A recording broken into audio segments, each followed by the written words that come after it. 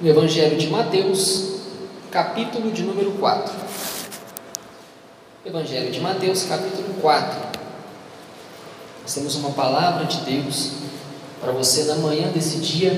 Hoje é o encerramento, completamos em encerramento nossa série Ativando o Propósito. E hoje é o nosso Vision Day. Já explico para você o que é isso, tá bom? E nós vamos falar sobre uma igreja que caminha sobre a confissão da palavra. Amém? Se prepare aí para receber a palavra do Senhor, seja com o seu entendimento voltado para cá. Não deixe que nada roube a sua atenção. Diz assim o texto: Jesus foi então conduzido pelo Espírito ao deserto para ser tentado pelo diabo. Depois de jejuar 40 dias e 40 noites, teve fome. O tentador aproximou-se então dele e disse: Se tu és o Filho de Deus, manda que estas pedras se tornem em pães. Jesus, porém, afirmou-lhe: Está escrito: Nem só de pão viverá o homem, mas de toda a palavra que sai da boca de Deus. Então o diabo conduziu-o à cidade santa e colocou-o sobre a parte mais alta do templo e desafiou-lhe: Se tu és o Filho de Deus, joga-te daqui para baixo, pois está escrito: Aos seus anjos dará ordens ao teu respeito, e com as mãos eles te susterão, para que jamais tropeces em alguma pedra. Contestou-lhe Jesus: Também está escrito: Não tentarás o Senhor teu Deus. E tornou o diabo a levá-lo agora para um monte muito alto, e mostrou-lhe todos os reinos do mundo em todo o seu esplendor, e propôs a Jesus: Tudo isso te darei, se prostrado me adorares. Ordenou-lhe então Jesus: Vai-te, Satanás, porque está escrito: Ao Senhor teu Deus adorarás, e só a Ele servirás. Assim o diabo deixou, e eis que vieram os anjos e o serviram. Amém? Glória a Deus. É sobre esse texto que eu quero ministrar ao seu coração nessa manhã. Falar com você sobre o poder e a necessidade que há de confessarmos a palavra de Deus. O que é o Vision Day? O Vision Day é aquilo que você viu Deus falar para Abacuque no seu livro, no capítulo 2. Eu disse para ele assim: escreve a visão em tábuas, para que possa ler até quem passa correndo. Deus deu essa direção para o profeta, e nós fazemos exatamente isso.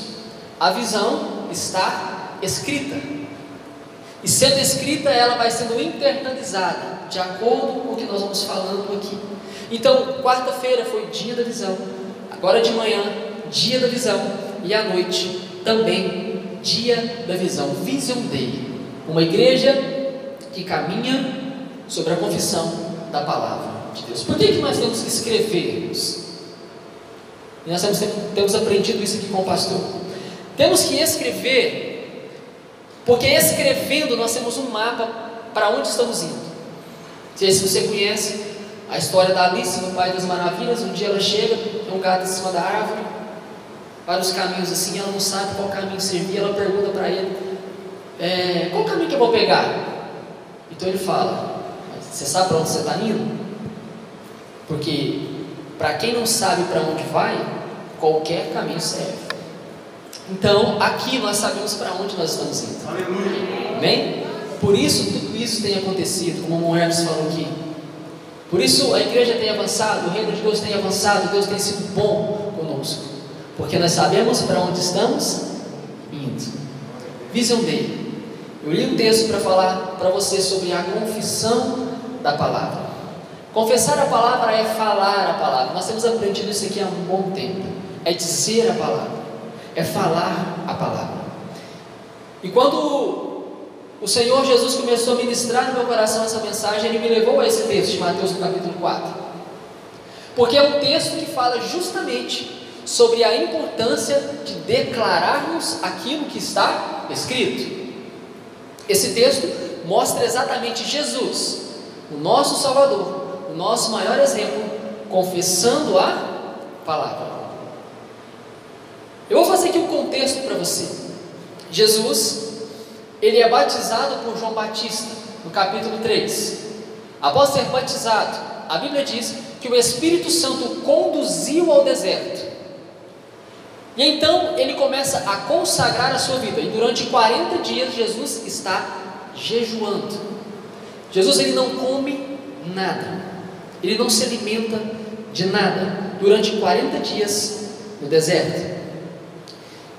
E a Bíblia diz então que Jesus, nessas condições, 40 dias sem se alimentar, e Jesus, ele era homem, ele viveu como um homem, nasceu como um homem, cresceu como um homem, ele fica consagrando a sua vida, impelido pelo Espírito Santo, durante 40 dias, e no final dos 40 dias, a Bíblia diz que depois de jejuar 40 dias, ele teve fome. A necessidade de se alimentar chegou até Jesus. Ele queria comer, e naquele exato momento que ele estava querendo se alimentar, o tentador apareceu. E quando o tentador apareceu, ele tentou Jesus na exata necessidade do momento. Ele disse para ele: transforma essas pedras em pães. Por quê? Porque o inimigo da sua alma, o seu adversário, ele sabe exatamente qual é a sua necessidade. Então ele vem para te tentar, e aqui nós estamos fazendo um plano de fundo para você receber o que Deus tem para você, na sua necessidade. Qual era a necessidade de Jesus? Jesus teve fome, então ele chega e oferece exatamente aquilo que ele está precisando. Talvez eu estou ali 10 anos orando pelo casamento, buscando um casamento, e ele sabe exatamente que você está buscando isso, orando por isso e precisando disso. E talvez ele chega com você com algo para te tentar exatamente na sua necessidade. E o que nós vamos fazer agora? O que nós vamos fazer com isso? Talvez o meu problema é um problema financeiro, e aí o tentador, ele vem para nos tentar na exata medida daquilo que nós estamos precisando, porque ele te conhece. Você aprendeu aqui, quando a Bíblia fala de diabo, ele não está falando especificamente apenas de Lúcifer, mas de toda a sua organização. Então, ele sabe exatamente qual é a sua fraqueza, qual é a sua dor, e ele vem te tentar naquilo que a sua carne está gritando. A proposta dele para Jesus é, versículo 3: sacie a vontade da carne. A sua carne quer isso, então sacie a vontade dela. A sua carne precisa disso, sacie a vontade dela. E aí o que acontece? Como nós conhecemos a palavra apenas daquilo que ouvimos falar, eu te faço o convite, tudo que você escutar a gente pregar aqui, leia a Bíblia, procure, pesquise. Não acredite apenas, não absorva apenas o que eu estou falando, vá conferir o que nós estamos falando aqui. Antigamente se fazia muito congressos, né? Hoje o nome dos congressos já é conferência, porque é justamente para conferir. Então você confira o que nós estamos falando aqui. E aí você fala assim: eu não consegui vencer isso porque a minha carne é fraca. A minha carne é fraca. Por que nós falamos isso? Porque nós não conhecemos a palavra. Porque se nós conhecêssemos o pastor, não falaríamos assim. Nós falamos a carne é fraca porque nós não confessamos a palavra. E por que não confessamos a palavra? Porque não a conhecemos. Porque para eu dizer a palavra eu preciso primeiro conhecê-la. Esse texto que diz que a carne é fraca é um texto que está no Evangelho de Mateus, no capítulo 26, versículo 41. Jesus, ele está no Getsemane, local de oração, orando com os seus discípulos. Ele separa Pedro, Tiago e João e vão para um ambiente específico. E naquele ambiente específico de oração, Jesus, ele vai até um pouco mais além e começa a orar. Jesus passa um tempo orando, e quando ele volta, ele encontra os discípulos adormecidos. Então ele diz para ele: vocês não conseguem vigiar comigo pelo menos 1 hora? A gente que Jesus deve ter orado 1 hora lá e voltado, né? Não consegue vigiar comigo pelo menos 1 hora? Na verdade, eu te digo que o espírito está pronto, mas a carne é fraca. A carne não é fraca para o pecado, a carne é fraca para buscar a Deus. Esse é o contexto da palavra. Nós viemos aqui para orar. Pedro, Jesus falando diretamente com ele, e vocês estão adormecidos. O espírito está pronto para buscar a Deus, mas a carne, ela é fraca. Observou o contexto, querido?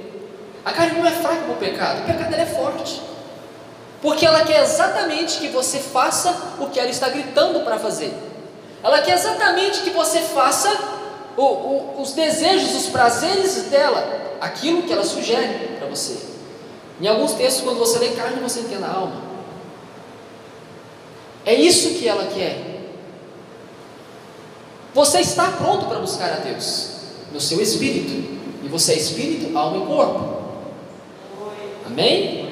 Mas a sua carne, ela é fraca para buscar a Deus. A partir daí, então, é preciso mudar o nosso jeito de falar. E quando você sai daqui hoje, você não mais vai dizer assim, nem você que está em casa, assistindo pelas nossas redes sociais, não vai dizer assim: nossa, minha carne é fraca, eu não vou suportar isso, eu não vou aguentar. Você vai dizer diferente. Você vai falar a primeira parte do discípulo, que é para você. Você vai falar: o meu espírito está pronto. O meu espírito está pronto. Você pode falar isso comigo? O meu espírito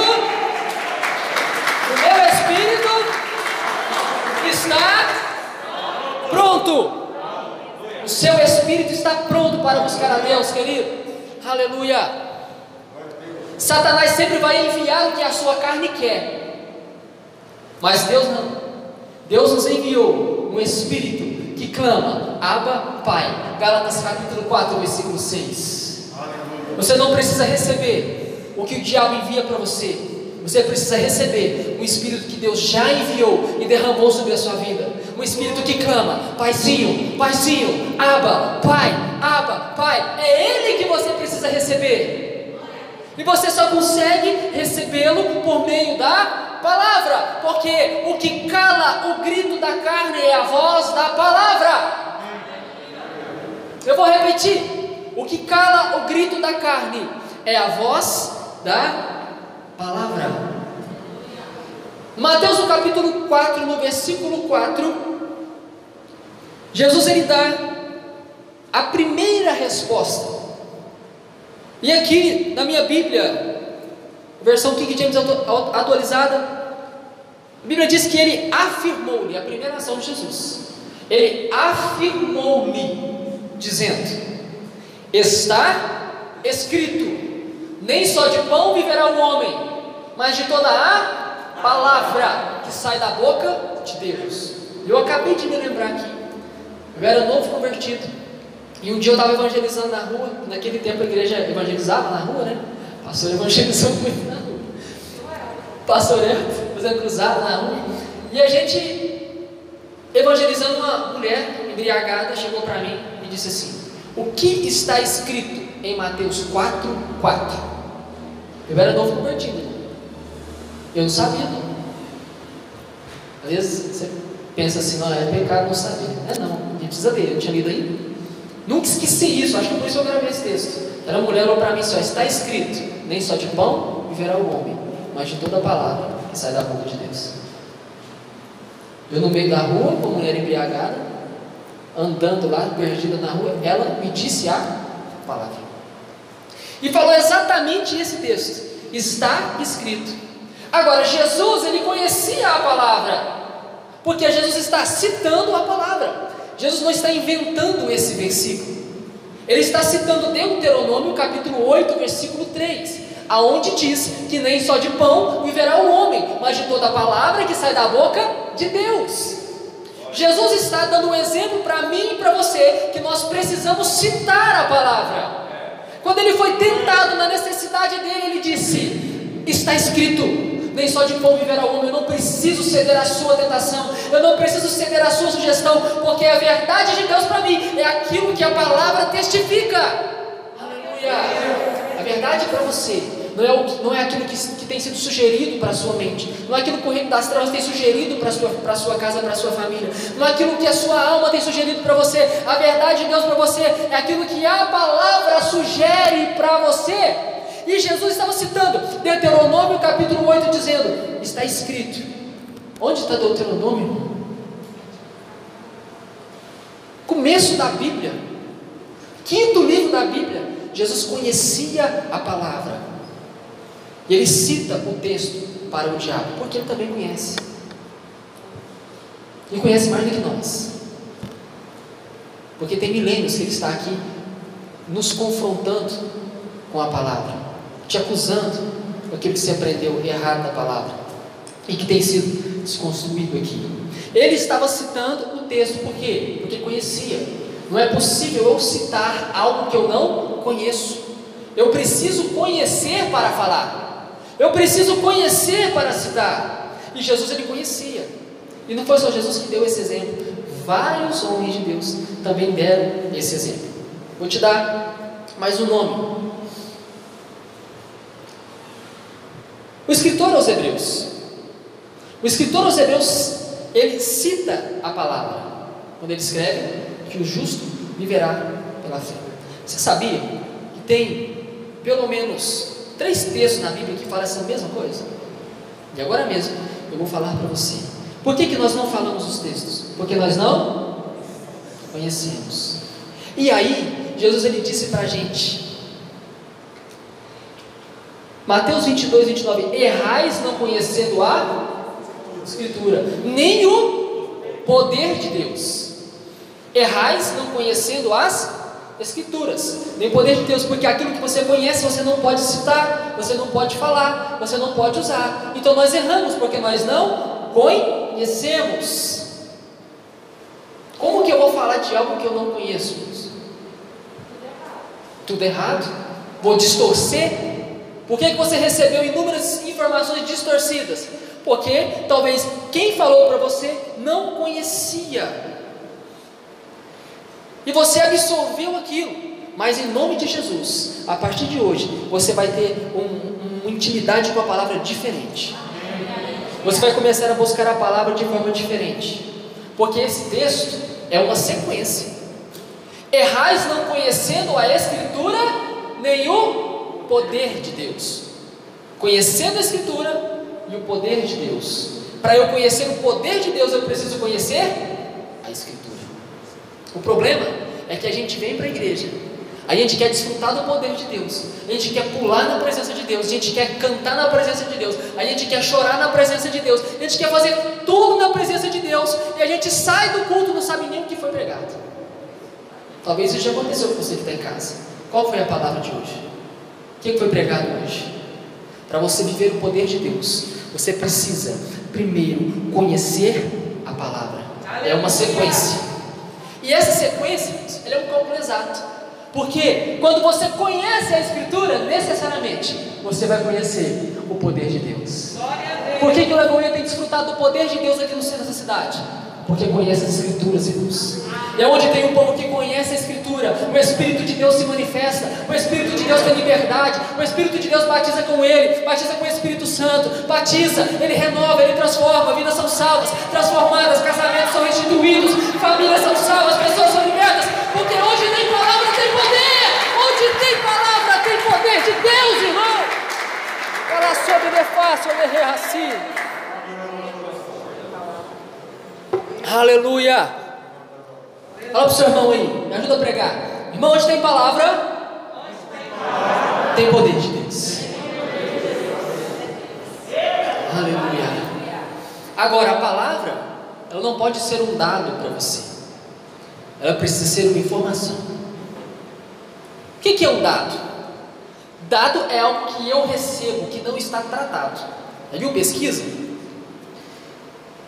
É feita uma pesquisa, seja eleitoral, qualquer um. Faça a pesquisa, chegam com todos os dados.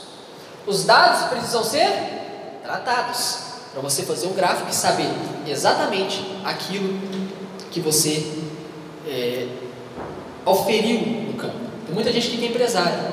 A sua empresa, ela tem vários dados. Mas quando você chega no final do mês, você vai ali, vai fazer um balanço, o contador ele vai fazer a sua contabilidade, saber o que entrou, o que saiu, o que você gastou, quando você emitiu de nota, tudo. Você vai recebendo informação, saber qual que é a saúde da sua empresa. A palavra que é ministrada para você são dados. Agora você precisa processar isso. Você precisa tratar esses dados. Não adianta nós entrarmos aqui, escutar a palavra e ir embora e não saber o que fazer com ela. O que é uma informação? Informação são dados processados. A palavra precisa deixar de ser para nós um dado e passar a ser informação. Porque quando eu tenho uma informação, eu sei o que fazer com ela. A minha empresa não está saudável, eu preciso cortar aqui, fazer aqui, mexer aqui, fazer aqui. Preciso arrumar aqui. Faz suas contas no final do mês, não preciso cortar aqui, arrumar aqui. A palavra precisa passar a ser para nós informação. E como que eu faço a palavra se transformar em informação? Eu processo ela. Eu preciso ruminar a palavra. Eu preciso fazer de uma forma com que aquilo que eu recebi seja gravado no meu coração. Então você recebe a palavra e você começa a tratar essa palavra.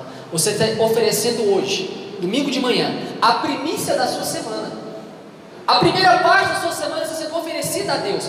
Quando você sair daqui, você vai para o seu dia pensando na palavra. Você começa a sua semana pensando na palavra. Quarta-feira você vem para a quarta profética. Você chega aqui, escuta a palavra que vai ser pregada e vai processando a palavra. Você chega aqui no domingo, tem mais palavra. Você passa a semana meditando na palavra, conhecendo a palavra. Aleluia! Isso é examinar-nos. João 5,39: examinai as escrituras, porque a cuidar nelas terá vida eterna, e são elas que de mim testificam, disse Jesus. Somente na palavra eu consigo conhecer Jesus. E Oséias escreveu no capítulo 6 do seu livro, versículo 3: conheçamos e prossigamos em conhecer o Senhor.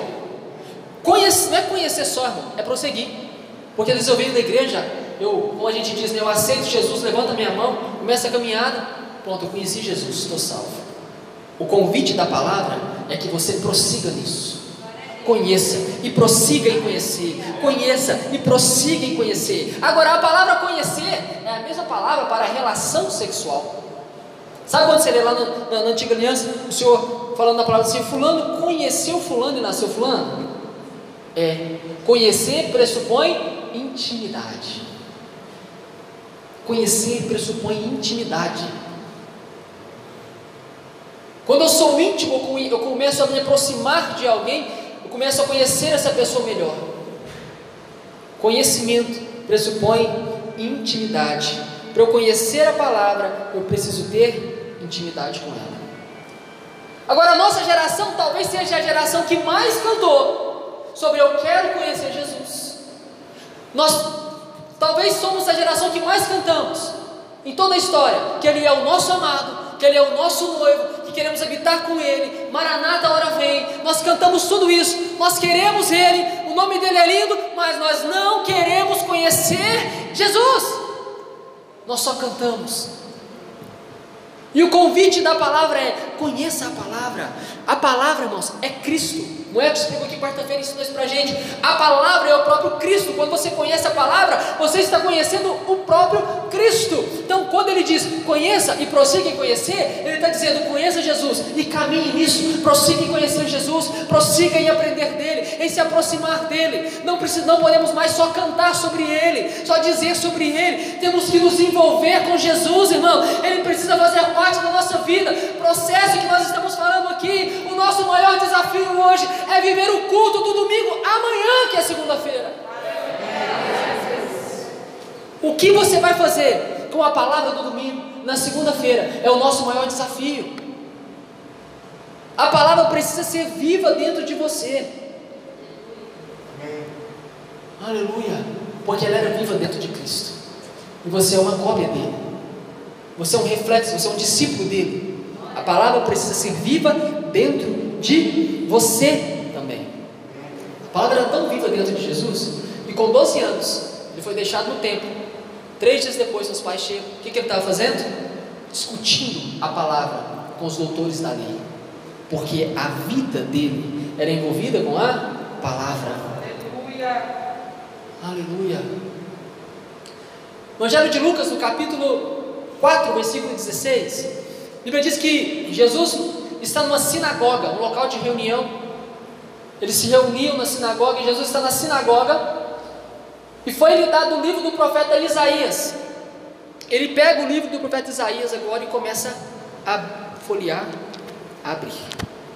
Ele abre em Isaías, no capítulo 61, e começa a ler: o Espírito do Senhor está sobre mim, porque Ele me ungiu a pregoar liberdade aos cativos. E foi falando, foi lendo a palavra, e fechou a escritura e disse: hoje se cumpriu a escritura. Agora deixa eu te dizer uma coisa. Naquele tempo, a Bíblia não era igual a sua Bíblia aí. A Bíblia não tinha livro, não tinha capítulo, tinha, né, separadinho assim, igual você tem os livros. Não tinha capítulo, não tinha versículo, não tinha ponto e nem vírgula. E Jesus, ele pega o rolo do profeta Isaías, o livro do profeta Isaías, e começa a folhear e acha exatamente a palavra que ele queria ler naquele momento. Por quê? Porque Jesus conhecia a palavra. O pastor chega aqui domingo de noite e pede para a gente: abra sua Bíblia no livro de Esdras. Quase que a gente infarta. Se falar para abrir Sofonias, então eu vou embora da igreja, dessa escada, né? Não tem jeito. Por quê? Nós não conhecemos. Se eu pagar a minha semana, na primeira página da Bíblia aqui, ó, eu tenho todos os livros, eu sei onde está cada um. Você pode cantar a música que o Lucas canta, que as crianças cantam aqui embaixo. Gênesis, Êxodo, Levítico. Você vai aprender, nem que seja desse jeito, mas você precisa conhecer. Jesus, ele abriu exatamente aonde ele queria ler, porque ele conhecia a palavra. Ele está mostrando para você: você precisa conhecer os textos. Amém. Irmão, não dá tempo mais de não conhecer a Bíblia, de chegar domingo, colocar ela lá na estante aberta e depois pegar ele para o culto. Não, nós precisamos conhecer a palavra, saber aonde está aquilo que eu preciso, no momento que eu estou em dificuldade, no momento que o tentador ele vem me provar, saber o que eu vou falar, saber o que eu vou dizer, o que eu vou confessar, porque se você não conhecer, você vai dizer: a carne é fraca mesmo, não consigo lembrar nenhum versículo. Um dia o pastor pediu para os irmãos falar um versículo de cor, mas foi uma dificuldade para sair os versículos assim, né? Nós precisamos conhecer. O escritor aos Hebreus, ele conhecia a palavra. Ele escreve, Hebreus capítulo 10, 38: o justo viverá pela fé.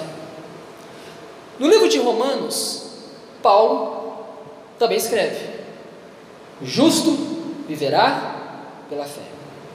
Em Gálatas, no capítulo 3:11, Paulo escreve de novo: o justo viverá pela fé. Eles estavam inventando esses textos? Não, ele estava citando a antiga aliança. Ele estava citando a palavra, dizendo: o meu justo viverá pela fé, se ele recuar, não terei prazer nele. Então o escritor aos Hebreus, ele vem dizendo que o justo precisa viver pela fé. Paulo escreve aos Romanos dizendo que o justo precisa viver pela fé, e escreve aos Gálatas dizendo: o justo precisa viver pela fé, porque isso era uma cultura.